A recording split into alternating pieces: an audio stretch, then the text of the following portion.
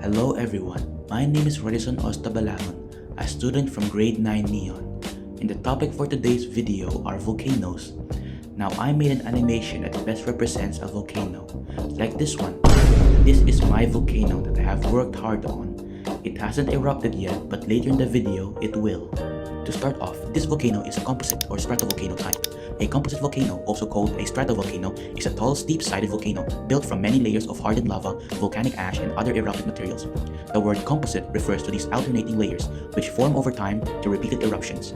This type of volcano usually produces thick, sticky lava that traps gases, leading to powerful and sometimes explosive eruptions.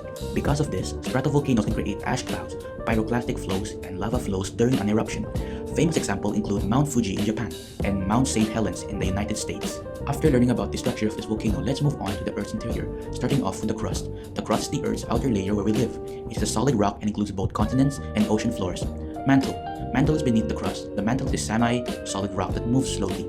Heat and pressure here create magma that feeds volcanoes. Outer core, a liquid layer of iron and nickel beneath the mantle. Its movement creates Earth's magnetic field.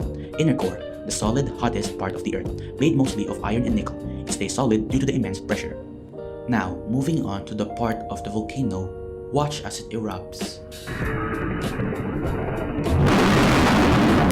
Let's start off with the magma chamber, the underground area where the molten rock collects. It feeds the volcano during eruption. Conduit or pipe, the passage through which magma rises from the chamber to the surface. Main vent, the primary opening at the top of the volcano where lava, gas, and ash erupt.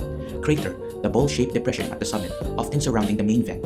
Lava flow, molten rock that moves down the volcano and solidifies, adding layers to the slope. Ash cloud, fine particles of the rock and ash released into the air during explosive eruptions. Side vents, smaller opening on the volcano sides where magma can also escape. Now that we learned the parts of the volcano, let's talk about the volcanic eruption process. Let's rewind to where it was about to erupt. This type of volcanic eruption is called the Plinian eruption.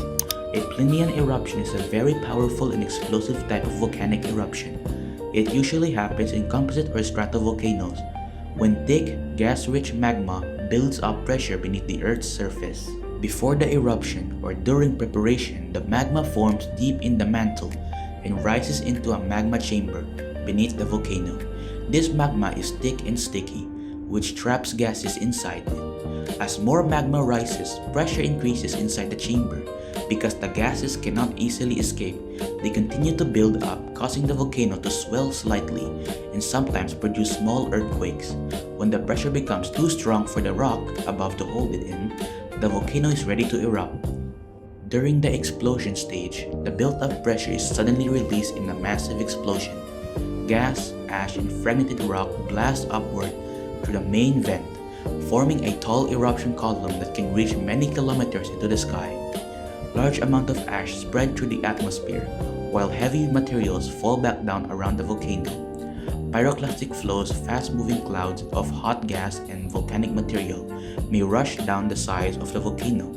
After the strongest explosion, lava may continue to flow and the volcano can form a larger crater at the top. What happens to the environment or to civilization near the volcano when a Plinian eruption happens? A Plinian eruption has severe and wide-reaching effects because it releases a huge amount of ash, gas, and volcanic material high into the atmosphere. One major effect is a towering ash cloud that can spread across the large areas, causing ashfall that damages buildings, contaminates water, and affects breathing. Pyroclastic flows, fast, extremely hot clouds of gas and rock, can race down the volcano slope and destroy everything in their path. Volcanic gases such as sulfur dioxide may rise into the upper atmosphere and temporarily affect climate by blocking the sunlight. Heavy ash can also disrupt the transportation, especially airplanes, and lead to the power outage. Overall, Plinian eruptions are among the most dangerous and destructive type of volcanic eruptions. That concludes our presentation on volcanoes. We've learned about the Earth's interior, the different parts of volcano, and the powerful processes of the eruptions like the Plinian type. Understanding these natural events helps us and appreciate how dynamic our planet really is. Thank you for listening, and until the next science project.